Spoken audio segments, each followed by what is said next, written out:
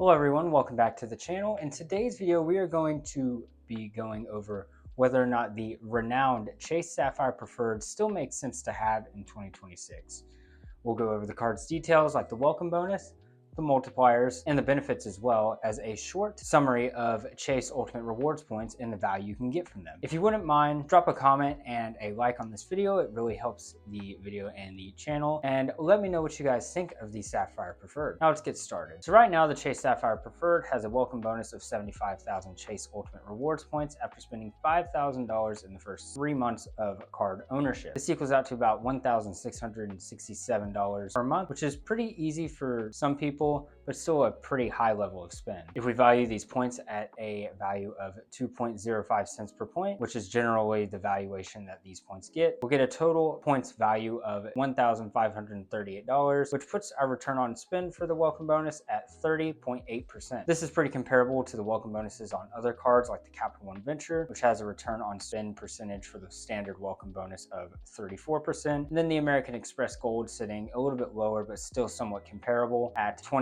return on spend. Overall, for the value of the points that you get in the transfer partners that Chase has, which we'll talk about a little bit later, I think that the welcome bonus on the Chase Sapphire Preferred is a fair amount of points rewarded and a good amount of spend to get them. Now for the multipliers. The multipliers on this card are going to be 5x points on travel booked through Chase Travel, 3x points on dining, that includes restaurants, takeout, and delivery, 3x points on select streaming services, 3x points on online grocery purchases. This, however, does exclude Walmart, Target, and wholesale clubs, 2x points on all travel purchases, so that's going to be airlines, hotels, transit, etc., and then 1x points on everything else. This is a pretty wide coverage of categories with this card. However, unless you have a special case, like you only get groceries online, the only daily usable category is going to be that 3x points on dining and the 2x on general travel purchases. The 2x on general travel purchases is pretty cool and can be used to get decent amount of points for any travel that you use the card. I think the problem that a lot of people have with the multipliers that Chase offers is that there's a ton of overlap. You can get 3x Chase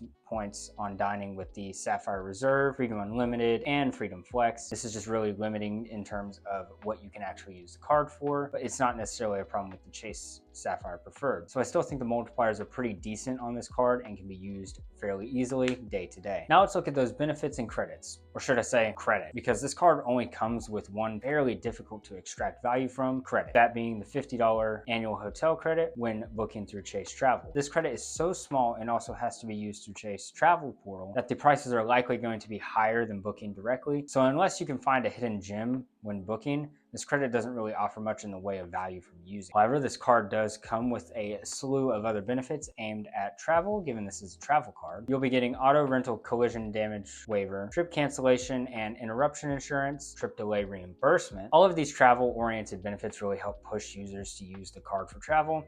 These benefits and the travel multiplier really make this card an easy choice to use for all your travel purchases, especially if you value Chase points. So we've talked about the card, its details, and how it can benefit your traveling and the points earning experience. Now let's look at the transfer partner Chase is known for and how they can help you get the most out of your points as well. That, of course, being World of Hyatt. Have some of the best redemption value for rooms, and you can often get 2+ cent per point values from the bookings. For example, the Georgian in Santa Monica, Los Angeles goes for about $489 a night, or about 25,000 Hyatt points. This redemption would give you a cent per point value of just under 2 cents per point, even admitting the changes coming to Hyatt's program this May, which ultimately I think not only affect Hyatt's ecosystem, but also the ecosystems that are best known for transferring points out to them. The Sapphire Preferred is likely going to be looked at in a little bit darker of light, given that Hyatt is one of the main reasons that people get this card is to earn a point currency that transfers to Hyatt. However, I still think that there is going to be plenty of good opportunity to get high cent per point values from Hyatt,